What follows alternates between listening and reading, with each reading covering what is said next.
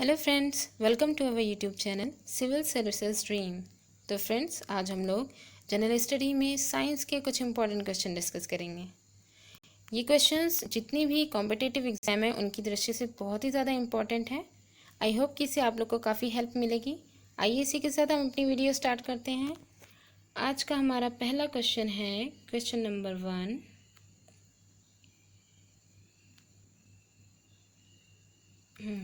Question number 1 में है, सूची 1 के कीट रोग वाहकों का सूची 2 में दिए गए रोगों से सही जोड़ा बनाइए। सूची 1 में रोग वाहक दिए गए हैं जो रोग फैला रहे हैं, जैसे मादा एनाफिलीज, क्यूलेक्स, रेत मक्खी, सैंड फ्लाई, सीसी मक्खी। सूची 2 में दिया गया है काला आजार, बीमारियां दी गई हैं, नींद की बीमारी,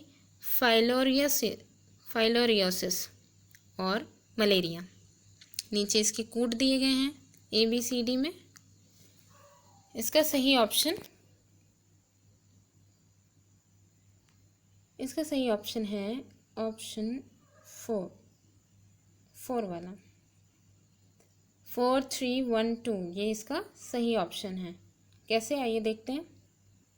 पहला दिया गया है मादा एनाफिलीज। मादा एनाफिलीज मलेरिया रोग जो है उसकी वाहक है, तो मादा एनाफिलीज को हम मलेरिया से मिला देते हैं। फिर ऑप्शन बी में है क्यूलेक्स। क्यूलेक्स जो है ये फाइलोरियोसिस, जिसे हम फील पाँव भी कहते हैं।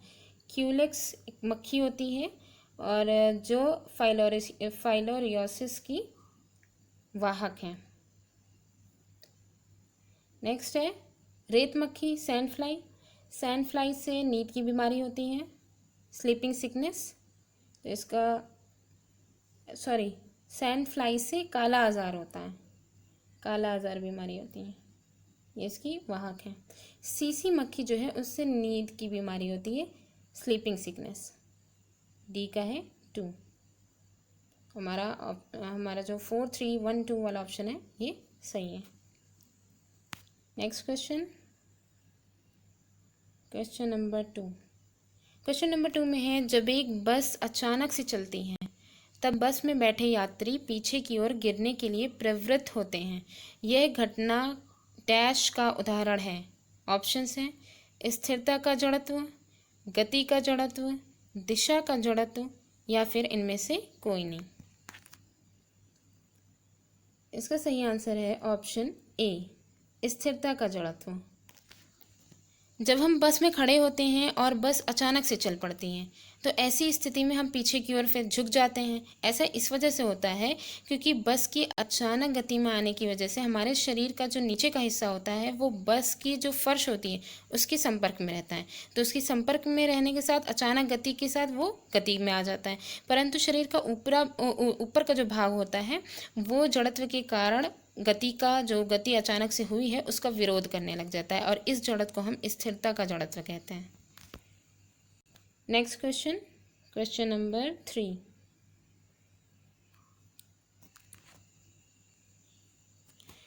क्वेश्चन नंबर 3 में है, डार्विन फिंचेस का प्रयोग किस समूह के लिए किया जाता है। ऑप्शंस हैं मछलियों के लिए, छिपकलियों के लिए, पक्षियों के लिए या फिर उभयचरों के लिए।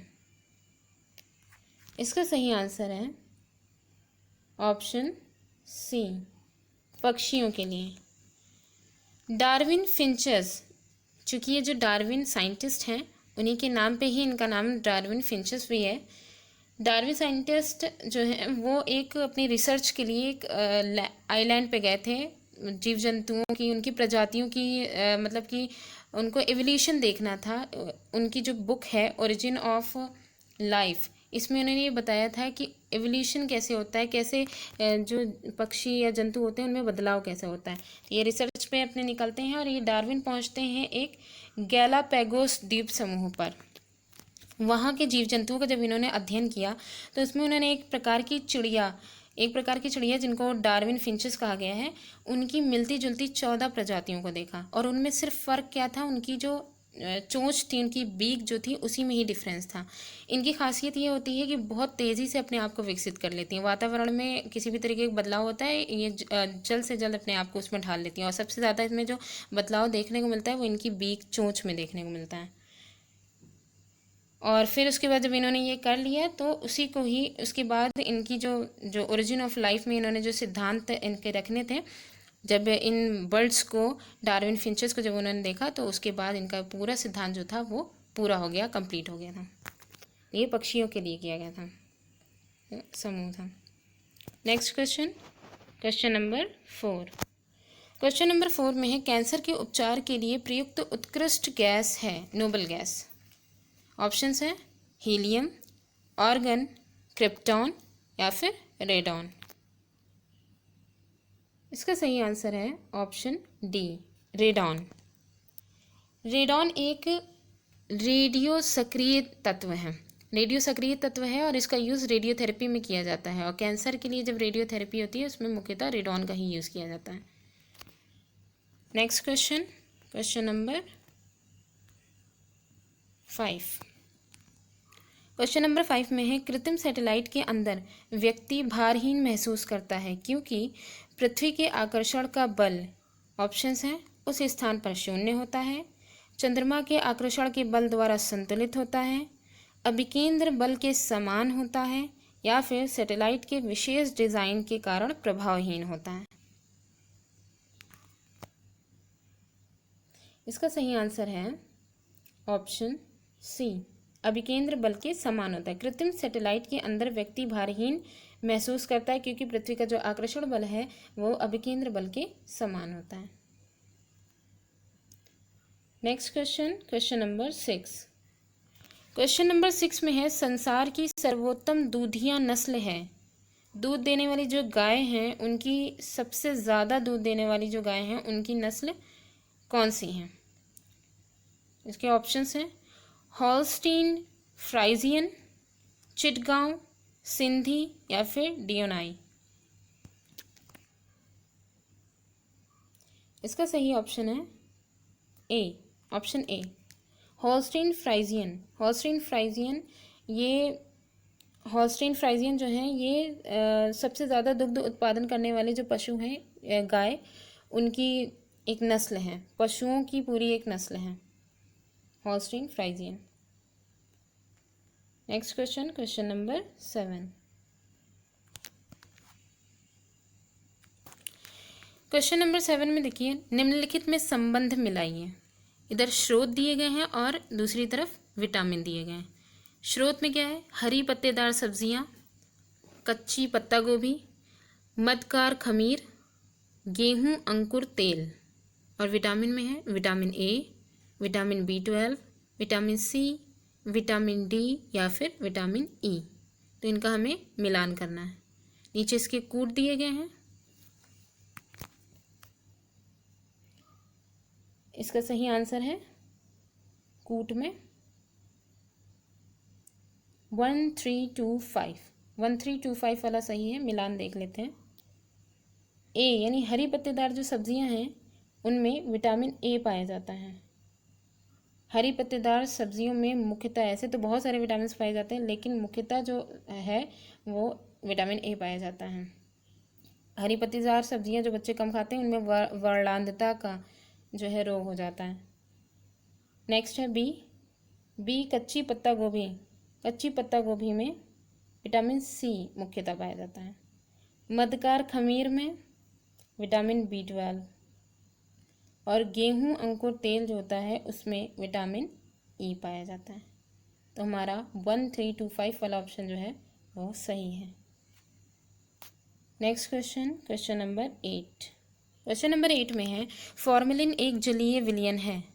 ऑप्शंस हैं मिथेनॉल का, इथेनॉल का, फ्रक्टोज का या फिर नाइट्रिक एसिड का।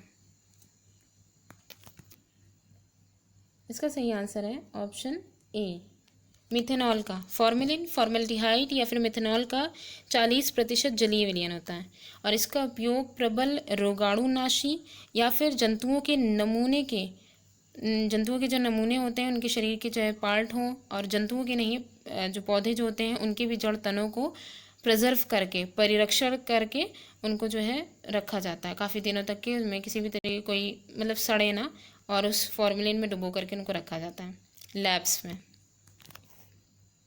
Next question, question number 9। Question number 9 में है लेप्रोसी, कुष्ठ रोग का आविष्कार किसने किया था? ऑप्शंस हैं कोच ने, हेंसेन ने, फ्लेमिंग ने, या फिर हार्वे ने। इसका सही आंसर है ऑप्शन बी, हेंसेन। लेप्रोसी का आविष्कार हेंसेन ने किया था। यह माइक्रोबैक्टीरियम लेप्री द्वारा फैलता है और इसे हेंसेन रोग भी कहते हैं। हेंसेन ने खोजा था, इस वजह से इसे हेंसेन रोग भी कहते हैं। इसमें इस लेप्रोसी की वजह से त्वचा, नसों, हाथों पैरों तथा आँखों की क्षति होती है। मुख्यतः जिन लोगों को लेप्रोसी हो जाता है, ज़्यादातर लोग विकलांग हो जाते हैं। Next question, question number 10। निम्नलिखित में से किसको कोशिका में अचल संपत्ति माना जाता है? ऑप्शंस हैं कार्बोहाइड्रेट, वसा, प्रोटीन, या फिर न्यूक्लिक एसिड, न्यूक्लिक अम्ल। इसका सही आंसर है ऑप्शन डी, न्यूक्लिक अम्ल। न्यूक्लिक अम्ल को कोशिका में अचल संपत्ति माना जाता है और इसकी खोज जो है वो 1869 में फ्रेडरिक मिशर ने की थी। फ्रेडरिक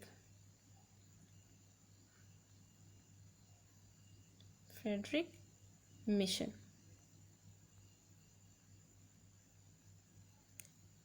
फ्रेडरिक मिशर ने की थी। तो आज की हमारी वीडियो यहीं पे ही समाप्त होती है। वीडियो कैसी लगी कमेंट करके ज़रूर बताइएगा और साथ ही अपना स्कोर भी शेयर करिएगा। Thanks for watching.